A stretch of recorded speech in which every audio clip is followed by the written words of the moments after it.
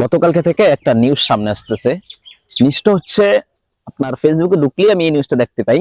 নিউজটা হচ্ছে যে তিস্তার যে ব্যারেল আছে, এই ব্যারেজের আপনার 44টা গেট নাকি খুইলা দিছে।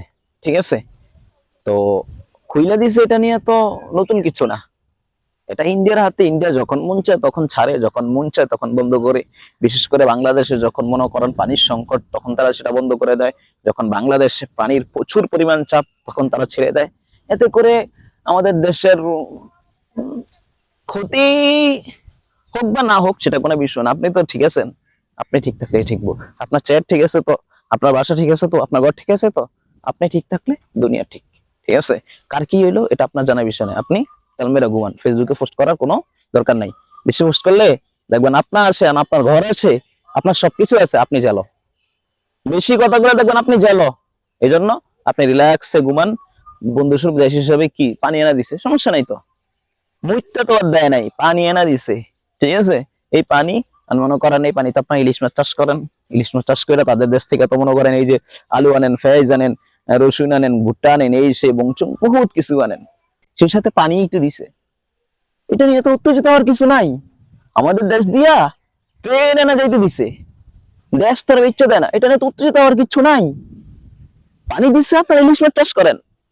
ঠিক আছে, দুই চারটা মানুষ মরলে মরবো, বন্ধুর জন্য দুই চারটা মানুষ মরলে মরবো।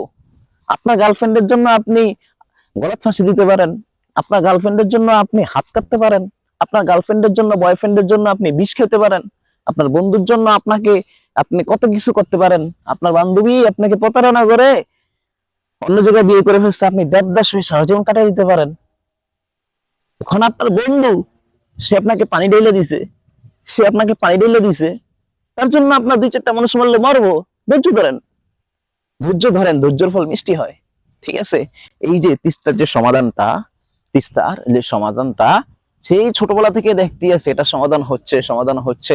এবার গেলে তিস্তা চুক্তি হবে, সেইবার গেলে তিস্তা চুক্তি হবে, এইবার এই বৈঠকে তিস্তা চুক্তি হবে, এইরকম নিউজ প্রতিনিয়ত আমরা দেখতেছি।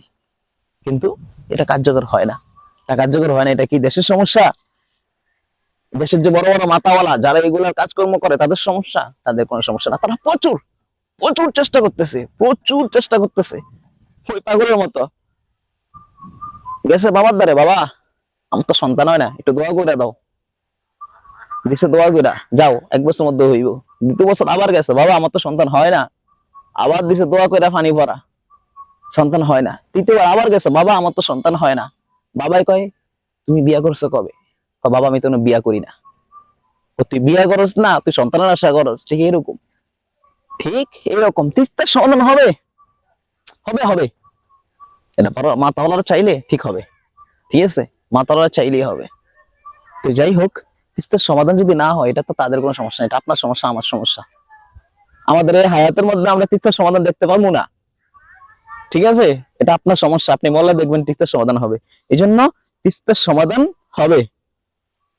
যদি এই জন্মে না পারেন, আল্লাহর কাছে মায়ের দোয়া, ক্রিকেট টিমের মতো দোয়া আছেন, আল্লাহ এই জমানা এই হায়াতে তো আমি তিস্তার সমাধানটা দেখতে পারতেছি না, আপনি আমার আরেকটা হায়াত দেন।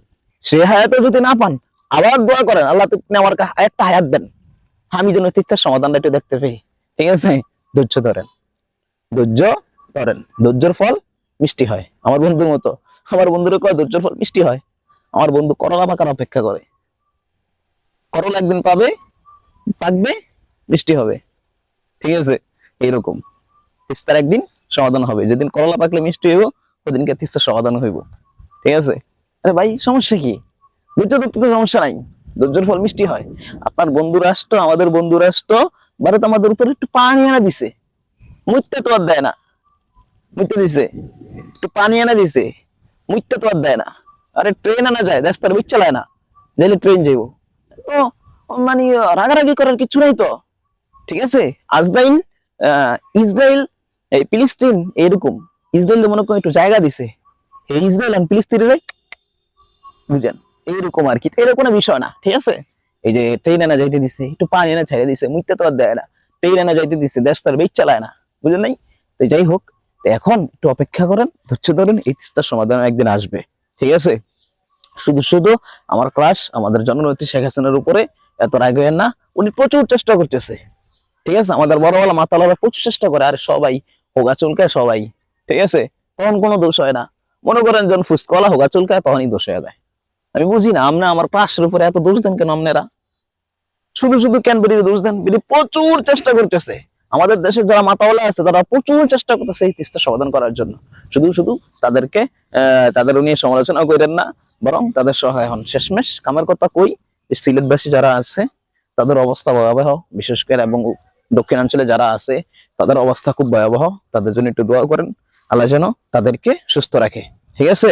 তারা যেন আগে যেটুকু পানি আসছিল তিস্তার বাদ ছেড়ে দেওয়ার পরে এখন গলা শুনে পাই যায়, যাতে আমি একটু নিঃশ্বাসটা ফালায়া জীবনটা শেষ করতে পারে, তার জন্য একটু দোয়া করেন। আর এই যে ঘূর্ণিঝড়ের কিন্তু খুব বাজে অবস্থা, ঠিক আছে। আজকে 3-4 দিন ধরে টানা বৃষ্টি পড়তেছে, বিভিন্ন জায়গায় নিউজ আসতেছে, ওই জায়গায় আপনার এই ঠাড়া পেরে মানুষ মরতেছে, ওই জায়গায় ঠাড়া পেরে মানুষ মরতেছে। আপনারা নিজেকে সেফ রাখুন, যথাসাধ্য চেষ্টা করুন ঘরে দোকানে ভিতরে ভিতরে থাকার, বা এরকম যান, কারণ একটি দুর্ঘটনা সারা জীবনের কান্না। আপনার কিছু হয়ে গেলে আপনার পুরা পরিবার ধ্বংস হয়ে যাবে, ঠিক আছে। এই জন্য নিজেকে সেফ রাখুন, বন্যার পূর্ব মুহূর্তে যেই কাজগুলো আসে সেগুলো করার চেষ্টা করুন।